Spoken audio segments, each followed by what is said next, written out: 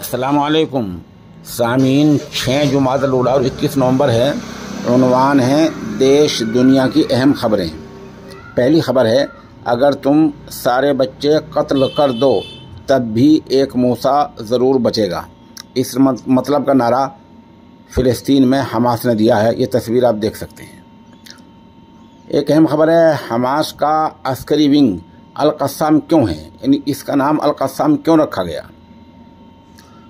इसका नाम al Qassam इसलिए रखा गया कि 20 नवंबर 1936 में फ़िलिस्तीन के इलाका जनीन में शाम के मशहूर आलिम दीन शेख इज़्ज़ुद्दीन अल क़स्साम को बरतानवी फ़ौज ने शहीद कर दिया था। इन्हीं आलिम दीन के नाम से ये अल क़स्साम है और इन्हीं के नाम से अल क़स्साम फिर मशहूर हो गया।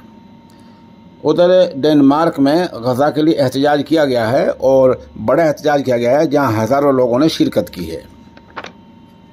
गज़ा से इसराइल की राजधानी तिल अबीब की तरफ राकेट दागे गए हैं, जिस वजह से यहूदियों में भगदड़ मच गई है। पिछले 24 घंटों में 16 यहूदी फौजी मारे गए हैं। दर्शका तो इसराइल ने भी तस्दीक कर ली है, लेकिन जो फ़िलिस्तीनी मीडिया और अरब मीडिया से जो रिपोर्ट आई है उसमें बताया गया है कि 24 घंटों में 16 यहूदी फौजी मारे गए हैं। उधर गज़ा खान यूनुस में फिर बमबारी हुई है। यहाँ 3 शहीद हुए हैं और 12 लोग ज़ख्मी हुए हैं। इसराइली वज़ीर आज़म नेतन्याहू का फिर बयान आ गया है कि हमास को तबाह करने तक लड़ाई बंद नहीं होगी। वो ऐसे हालात पैदा कर देंगे कि गज़ा से दोबारा ख़तरा ना हो। दरअसल इसराइली वज़ीर आज़म ने आज बंधक बनाए गए मुग़विया लोगों के घर वालों से मुलाकात की है और वहाँ ये बयान दिया है। और 7 अक्टूबर से अब तक क्या हुआ? 7 अक्टूबर से अब तक के शुहदा की तादाद 13,300 हो गई है। इनमें 5,600 बच्चे और 3,550 ख़वातीन शामिल हैं। इसराइली यरगुमाल शुदा और फ़लस्तीनी कैदियों का तबादला जब भी होगा मरहलावार होगा। पहले मरहले में 10 इसराइली और दूसरी तरफ से 30 फ़िलिस्तीनी कैदियों को छोड़ा जाएगा। इस बीच 300 ट्रक खुराक के तिब्बी आलात और ईंधन यानी डीजल पेट्रोल गज़ा पहुंचा दिया जाएगा। अमरीकी सदर जो बाइडन का बयान भी आज आ गया है कि हम मुआहदे के बिल्कुल करीब हैं।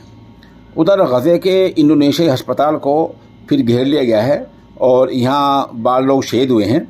डॉक्टर मरवान के मुताबिक ऑपरेशन का जो शोबा है, जो तनसीबात हैं, उसको भी नुकसान पहुँची है। इसराइल को इससे क्या लेने देना, उसको तो बमबारी करना है।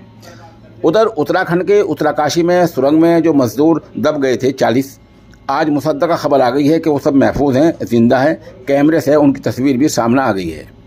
उधर और ख़बर आई है जो आज मीडिया ने बड़े पैमाने पर दी है कि लंबी उम्र का राज का पता चल गया है और अब जल्दी लोग 100 बरस के होने लगेंगे। दरअसल मुग़ालता है, धोखा है, बड़ा फ़रेब है और इस तरह ये लोग धोखा देते रहते हैं। जो लोग ख़बरें बोलते रहते हैं 2-4 साल में वही मर जाते हैं, फिर सब चुपचाप हो जाते हैं।